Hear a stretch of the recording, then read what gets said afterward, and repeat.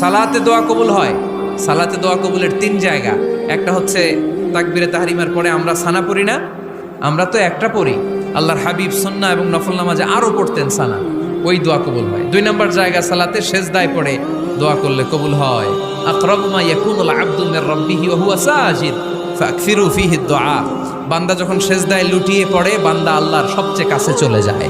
কিন্তু বিশ্বনবী বলে, সেজদাটা তোমার রবের কুদরতি পায়ের উপরে পড়েছে। সেজদায় পড়ে দোয়া করেন। সালাম ফিরানোর আগে বিশ্বনবী দোয়া করতেন, লা ইউসাল্লিমান্না আহাদুকুম হাত্তা ইয়াতাআওয়াযা মিন আরবা'a। আল্লাহর হাবিব বললেন, 4 জিনিস থেকে পানাহ না আছে আমার কোন উম্মত যেন সালাম না ফিরায়। তারা যেন পড়ে, আল্লাহুম্মা ইন্নী আউযু বিকা মিন আযাবিল কবর, আউযু বিকা মিন আযাবি জাহান্নাম, আউযু বিকা মিন ফিতনাতিল মাহইয়া ওয়াল মামাত, আউযু বিকা মিন ফিতনাতিল মাসিহিদ দাজ্জাল। আল্লাহ কবরের আযাব থেকে বাঁচাও, আল্লাহ জাহান্নামের আগুন থেকে বাঁচাও, আল্লাহ জীবন